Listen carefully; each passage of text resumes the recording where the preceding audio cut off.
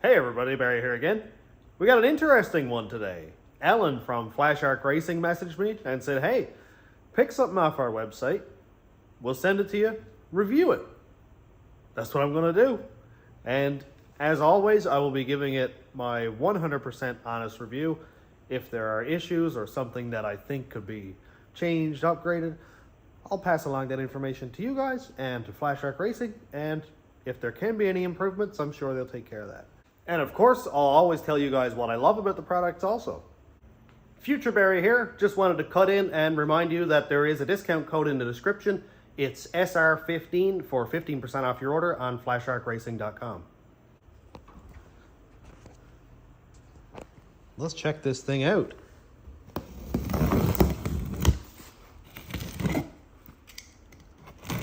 This is my first time opening this box. I'm so excited.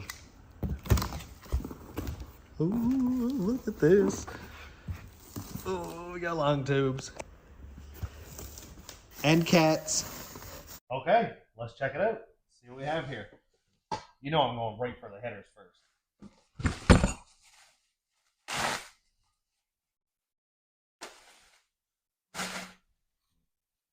Wow.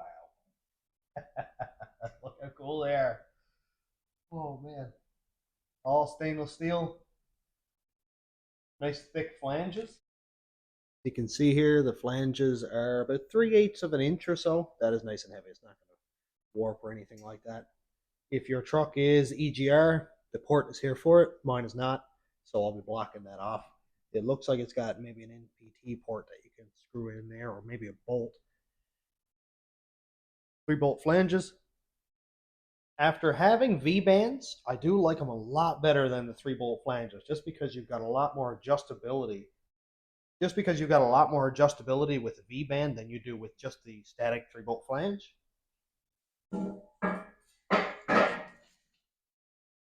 But then we move on to the converter. That is, a converter. But it looks like it might also be a little bit of a resonator also. So this one is actually adjustable like this. Looks like a pretty decent fit around there. It looked kind of loose first, but it does have this bell flange around it, so that should be fine. Here's the other side of the Y pipe. Looks like this is the driver's side. It's got, again, flange over here. It's got lots of places for oxygen sensors, and it comes with all the plugs, so that's cool. Here's the actual Y pipe itself. We'll lay all this out on the floor in a minute and get a look at it. I just want to look at each individual piece. Here we've got another spot for an oxygen sensor and your standard 2-bolt flange that's on the Chevy truck stock. So this should bolt directly up to the stock muffler. All looks good. All stainless. Welding is better than I could do. And it's all slip fit. So you just slip the pipe inside of here, put a clamp around it. Driver's side header. This thing is sweet. I saw in some other review videos people didn't really like this loop, but I think it's so cool. It just gives it like a different look. I don't know. Every other set of headers comes down here and goes down into the collector, but like, I don't know. That just gives it just a different look. I think it's sweet. Looks like it's easy to get at all the bolts except this one, whereas it would have been easier to get at if the pipe did come down here. But I mean, there's lots of room for a wrench here too. Here's our hardware. This is the clamps for the Y pipe. And they're kind of skinny. I'll probably just upgrade them to maybe a lap clamp or a heavier duty exhaust clamp, because these are kind of like 5/16, and I have 3/8 ones anyway. That'll be a lot stronger. Here in Newfoundland, won't rust out as quickly. Studs for the Y pipe. That's from the 3-bolt flanges off the headers. They look just fine. Here are the header gaskets. Again, just fine. Composite gaskets with the metal outer layer and inner layer. They're the same kind that I think Felpro sells and stuff like that, so they'll be just fine. I wouldn't reuse them like you could with the MLS gaskets, but if you're putting a set of headers on, hopefully you don't have to take it back off anyway. Here are the donut gaskets at the 3-bolt flanges for the Y pipe. Again, another benefit of having a V-band is you don't have to deal with gaskets. If I take this out, I've got to throw it away and buy a new one. And that's kind of a pain. I usually use ultra copper on these anyway, but still. But again, these are just fine. Just thought I'd go ahead and lay it out, see how everything looks, see how everything fits. The Y pipe fits together absolutely fine. The slip fits are nice and snug. There's no loose or anything there. Looks good. Can't believe how many spots there is for oxygen sensors. That is so cool. I have one issue, and it's not Flashark's fault at all. It's nobody's fault but mine. Because I built a four-wheel drive truck, and apparently nobody makes long tubes for four-wheel drive trucks. But they said, hey man, if you want to modify it, if you want to see if you can make it work, go for it. Okay, I will absolutely do that. I have no idea if two-wheel drive headers will fit on a four-wheel drive, but I'm going to try it anyway. And here's part number 2. So here's the intake kit. Shroud, that's one piece. The second piece, this is where the filter tube will go through. Nice. Powder coated? Painted maybe? It's not plastic.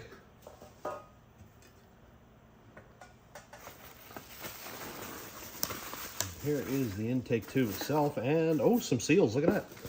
Nice. Get all the nice cool air from the fender. That's a big intake tube. I think that's 4-inch. Wow, aluminum, all fully welded. Now these have the nice welds. Look at that. Very nice. So I think this is, I assume, supposed to be polished.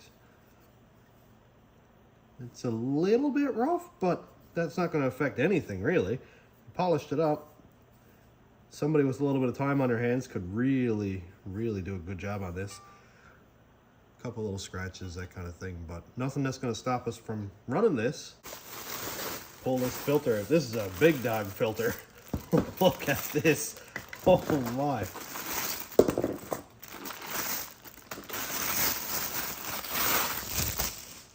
That is a big filter. There is no restriction there whatsoever. Oh man. Wow. So again, packaging. Now this definitely could come from the couriers handling it like, you know, that. Definitely. Canada Post is not known to take a fragile warning seriously. But we got a little crack here in the filter. That's not going to affect anything because it's behind the clamp, of course. But that's, I'm sure that's due to shipping. Silicone boots. Nice. That should fit right over the throttle body, over that intake. And here's a joiner boot for, I think, the filter.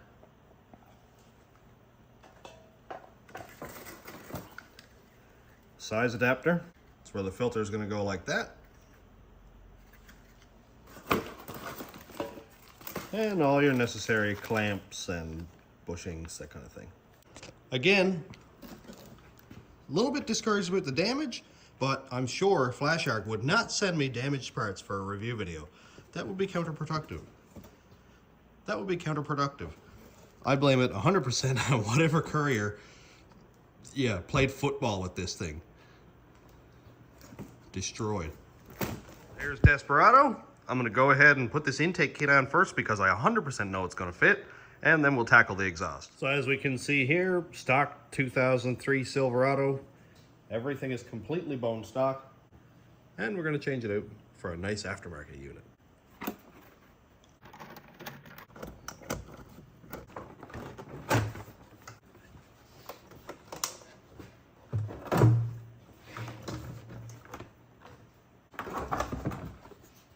As per the instructions, we have to remove the air filter tray. So that's 1, 2, 3, 4, 5 bolts right here, and this whole tray will come off. Next step, assemble the heat shield. I've got to take 3 of these bolts here and go 1, 2, 3, and they bolt together just like this. So we put our bolt in through so that we can see a bolt head out here versus the threads. Put a lock washer on it. And the nut. And repeat that 2 more times. And here is our assembled heat shield. So it looks like this will bolt down to the original location where I took off that air filter housing tray. But first, we need to install our seals. These are going to stop heat and dust from getting in around your filter, and you get only nice cool air from inside the fender. This is pretty simple. You know, I've never actually owned an aftermarket cold air intake kit, so this is really exciting. There's that one. And this side goes along here.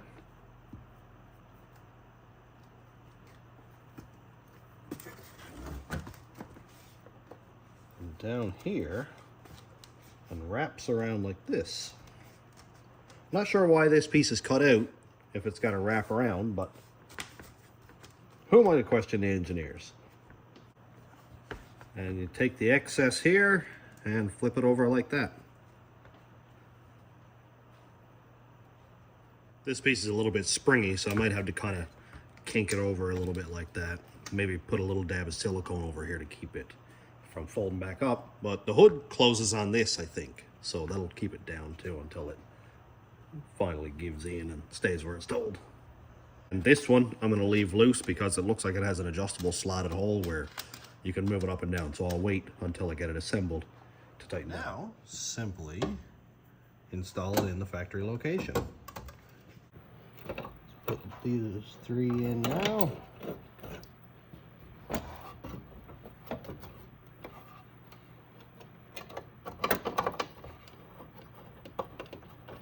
Might take a little bit of finessing, but it will ultimately go right in place.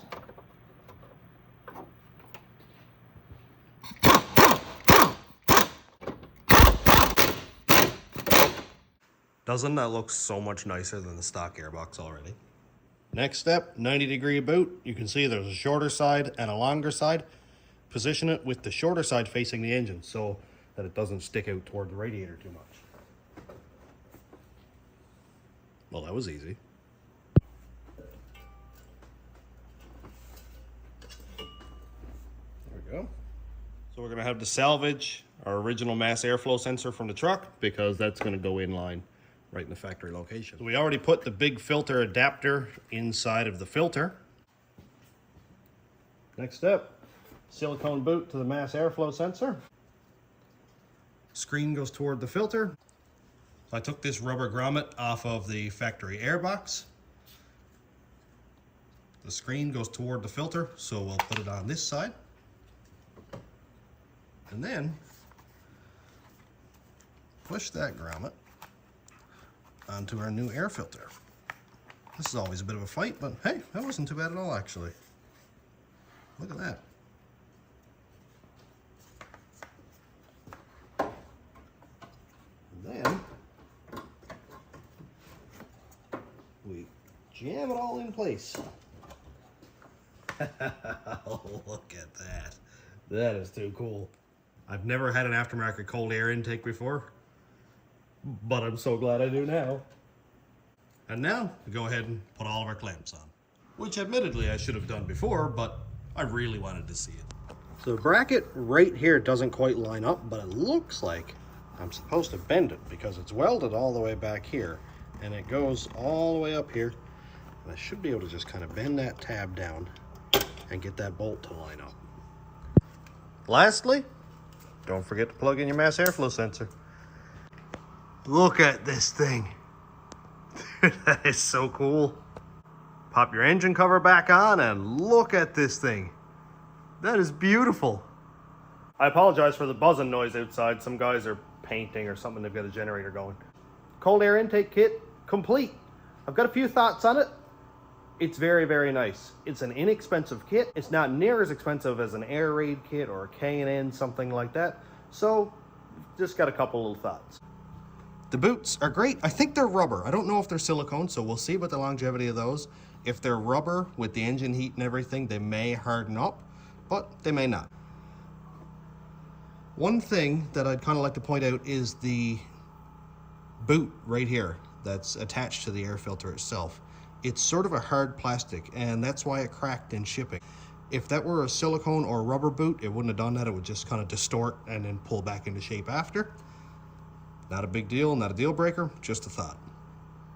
Everything else seems like it fits absolutely fine.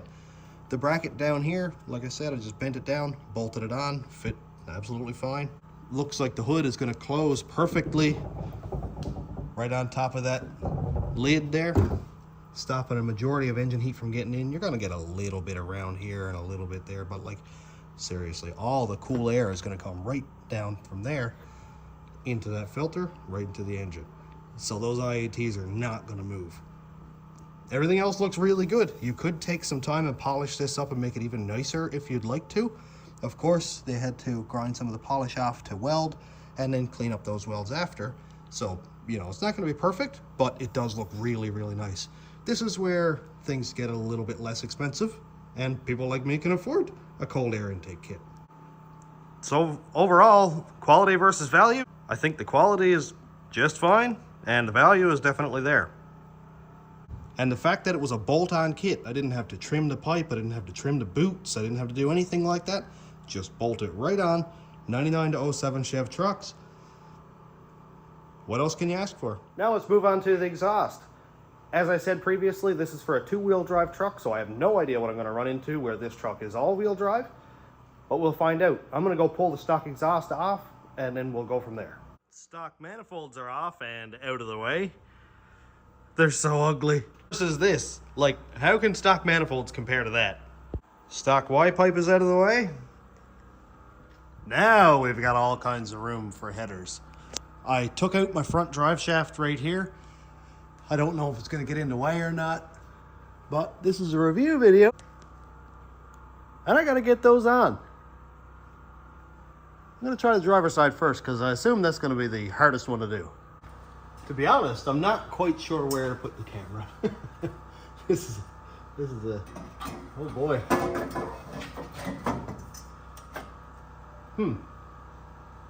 Well, I jammed them already. This heat shield thing up here is in the way. The top loop is going to make it difficult on me, I bet.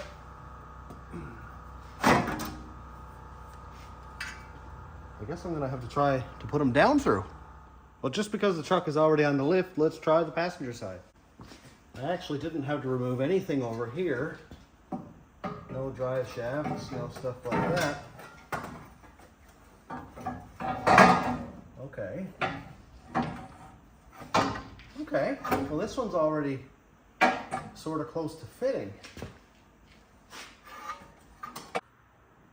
Well, that looks like it actually fits half okay right now. Now I don't have any bolts on it. It's very close to the frame up here, so I may have to kind of dent that pipe a little bit. So it looks like we've got a couple small alignment issues. You can see that the headers don't want to line up with the head here. I did get 2 bolts in, so I mean all the rest of them would go in, but it's obviously not going to seal up. And I think that's because it's either hitting the floor down here or it's hitting the frame over right here. From what I can see, it may be just the frame, but we'll deal with that after. I'm gonna try the driver's side. Not a lot of room for activities down there. Let's see what we can do.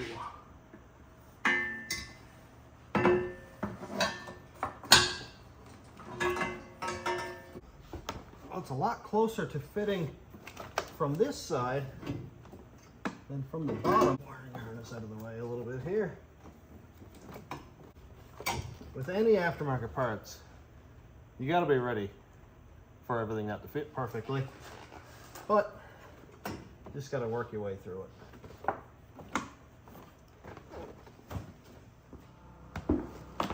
Well, I unbolted the battery cable mount right here. Let's see if we can get closer.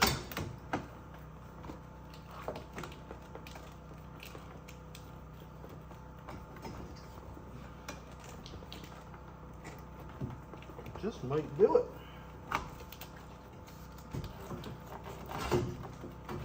Ooh, we're free. Look at that.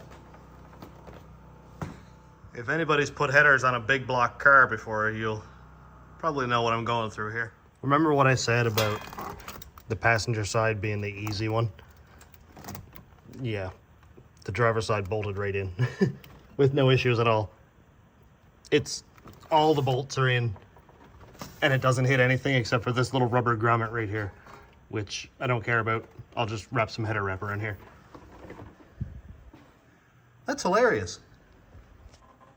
On the top side, like I said, driver's side header fits absolutely perfect. Passenger side, again, hit something. I took off the heat shield that was right here, and it doesn't seem to hit the floor of the truck, which, why would it? There is a spot right down here where it touches the frame. You can see right down there where I made an orange mark, that's where it's touching the frame. So I'm gonna grab my air hammer tool and kind of dent that in a little bit.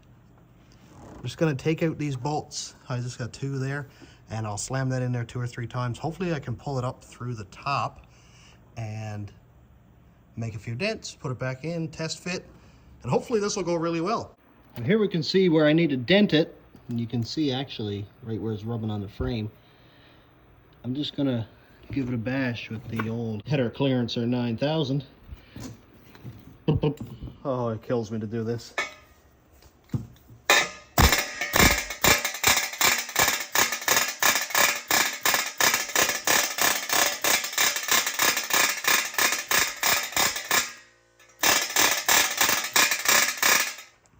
Well, while we're down here, let's take a look at the driver's side header. It clears the frame perfectly. I bet it'll even clear the drive shaft. Boy, it's close though. It is extremely close. And again, I'll dent that up too. Clears the floor, clears the engine mount by millimeters. That's good. Passenger side, and we can see that it's still hitting the frame. I actually dented it down below my line, but really I should have been denting it on the line. But yeah, I'll do that. And then I bet it'll fit. I bet it'll fit. I am getting a lot closer. I got the gap just about closed on the top of the cylinder head there. And I've got the pipe absolutely squat in. I'm sweating. I've just been pounding and pounding and pounding. I take full responsibility for this because 2-wheel drive headers on a 4-wheel drive. We didn't know if it was gonna fit or not. It didn't fit, but it's gonna. It's kind of hard to show this. I mean, for my own sake, but they're gonna fit. A little bit of paint marker here and there won't hurt. And this is completely hidden by the frame, so hey, look, really nice set of headers. Oh boy. Okay, I got it. The bolts all go in. I just gotta tighten them down. The header is dangerously close to the frame, so it may make noise. If it does, I'll fix it. But hey, it's bolted on. That's perfect. I just gotta go tighten down those bolts, throw the plug wires back on it, and then start at the Y pipe. Plug wires are all installed. Dipstick tube is installed. Everything looks just fine. The plug wires don't touch the headers over here anywhere. And then we get to the problem child. Yeah, that doesn't fit so well. I was kind of thinking this top pipe may cause issues here. It is extremely close to the coils. Coil relocation brackets or longer plug wires with boots to get away from it. Something like that. The 2 front ones are just fine. They have no issues clearing down there at all. But the 2 back ones, the back one is not as bad. This one here is literally wrapped around the pipe. So I am gonna get some header wrap and put around this just so I don't melt those wires. And so I don't melt that steering shaft boot there. That's not necessarily a 2-wheel drive, 4-wheel drive issue. It's mostly the design of a tight fitting set of long tube headers.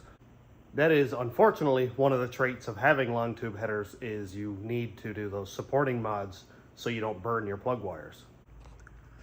So here and under the truck, we can see the fit of the header pipe, and you can see why I had to do as much bashing as I did.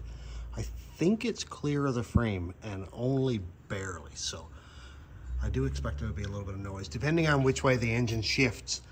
I think it tips up when it's on the gas. I cannot remember. But either way, we're gonna go for it. Pop our new gaskets on. So I had to kind of bash the gaskets on and destroyed one. They didn't fit. It's a rough go when your header gaskets don't fit, but I don't know. I'm gonna try to jam them on over and probably use some ultra copper on it or something.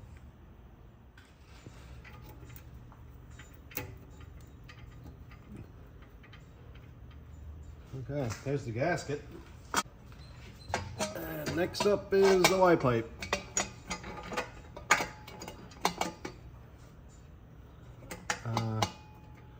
I think the studs are too short.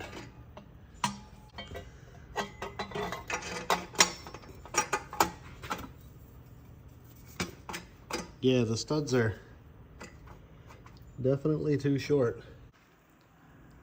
Got all the bolts in. I had to back the studs way back out so that they didn't seat.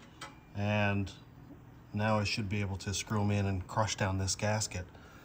The Y pipe itself seems to fit okay. Just lots of repositioning here, so that's fine. Get it back over where it needs to sit. That's not bad at all, actually, there. Now we'll see if we can get the passenger side to hook up right. The studs being too short is not a huge deal. Like, you can go buy new studs, but it's a kit. So you're gonna expect, of course, to get the correct parts.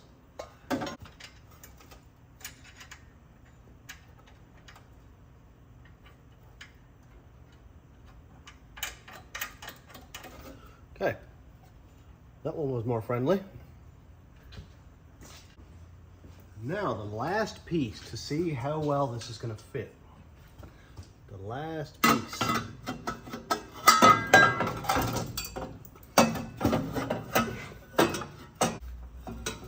Let's see how well we can get this thing to fit. Oh, geez, that's not bad at all, actually. I love slip fit pipes. I really, really do. That just made my life a lot easier. It's off a little bit on the angle.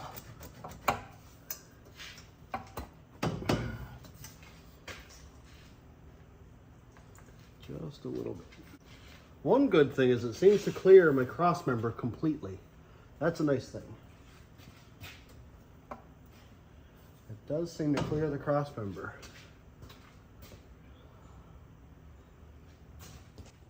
Well, I have the Y pipe bolted in place, sort of. I put it in longer studs in here just because. You can see that the pipes don't quite line up here and that way. It seems like this one here is a little bit too short, and maybe they're kicked off on the wrong angle or something is plied. I don't know, but I don't think this should have been way over in frame, because look how much room is here.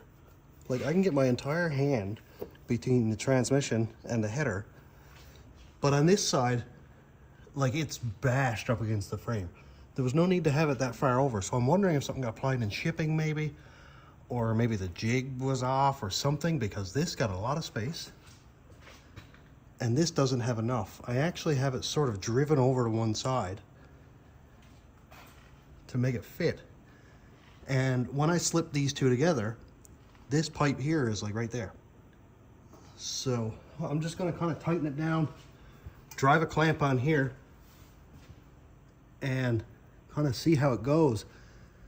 I had to cut off my pipe back here so that I could get the Y pipe in. Now that, again, you can see that I welded in here before because I have this aftermarket exhaust on, and my stock Y pipe was all chopped up, so that's not a fault of this. I can't speak for that. I'm gonna go tighten down these bolts, tighten the bungs here. I do love how there's a lot of bungs in this thing, and this one can be rotated so that your sensors can go vertically or whatever. That's awesome. Lots of oxygen sensor bungs. Okay, I don't think I've been hard on this, but I've been critical. I just found out one very exciting thing. The drive shaft fits. It fits like a glove. Look at this. It's a bit close right here, but dude, we still have an 1/8 of an inch. That's hilarious. I did not expect that drive shaft to bolt in at all, but it did. And everything else is going to take a little bit of persuasion, but the nice thing about this is everything can move because it has these ball socket ends. And I know I was a little bit critical on those earlier, but if it seals up, then this is just fine because it allows me to sort of flex it a little bit. I'm going to go ahead and see if I can get my flange right here connected to my exhaust there. If that does work out, then this is good. I think I got it. I think I got it. It looks good. I'm still blown away that the drive shaft fits. It's awesome. So the small clamp that I was talking about, I stripped it out. So I got a chunky boy on there and I put one up here. They'll work a lot better. You can't strip those out. I just gunned it down with an impact. So it's good now. As long as it doesn't leak here, we'll be fine. Got all these tightened down. Y pipe is good. Everything is bolted down. Bolted this one on. I went ahead and welded that. It's ugly. Don't worry about it. Just about ready for a fire up. I just gotta wrap some header wrap around the pipes and we're good to go. I'm done. It's finished. This is very exciting. I'm so excited. I found some header wrap that I had on my Y pipe previously and put it around this upper pipe. It kind of kills me to wrap it up, but I obviously know that it's going to make life a lot better. It's going to protect that boot, the wires. This side, absolutely fine. It's finally time for a fire up. Oh, this is the exciting time. I'm going to go open the door and then we'll fire it up. I do have it hooked up to my full MagnaFlow exhaust, so it won't be obnoxiously loud and open headers and all that thing. I can't wait to hear what it sounds like. Stock manifold, stock Y pipe, it's fine. It's not long tube headers. So I'm gonna go ahead and fire it up, see what it sounds like.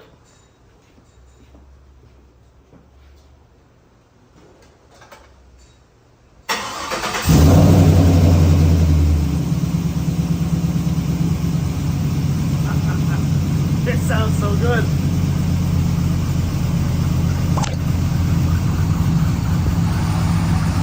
It actually is nice and quiet up here. Oh yeah, that's nice. I can't wait to hear what that sounds like. It sounds so much more crisp.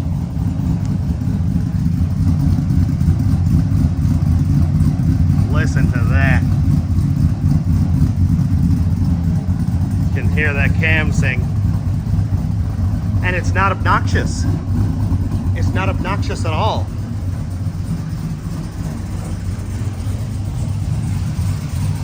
It's not bad at all. Up here, can't hear anything. Man, that intake looks good though, doesn't it?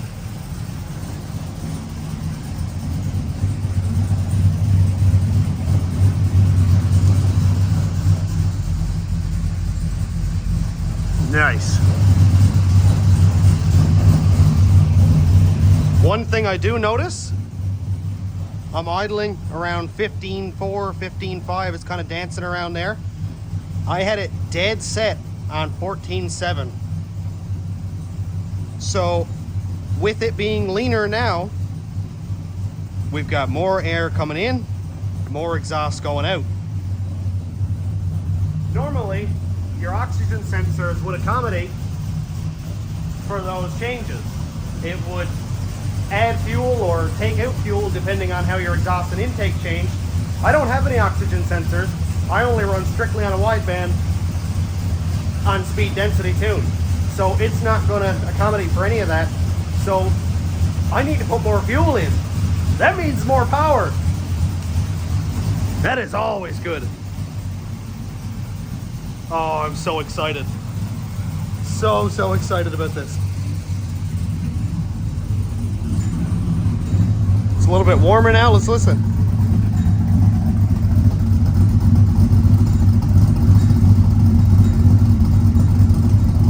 Very nice. So let's give it a couple of revs. It's got a MagnaFlow single in dual out exhaust, so it's not going to sound like a stock exhaust, but we're gonna get an idea of how good it sounds.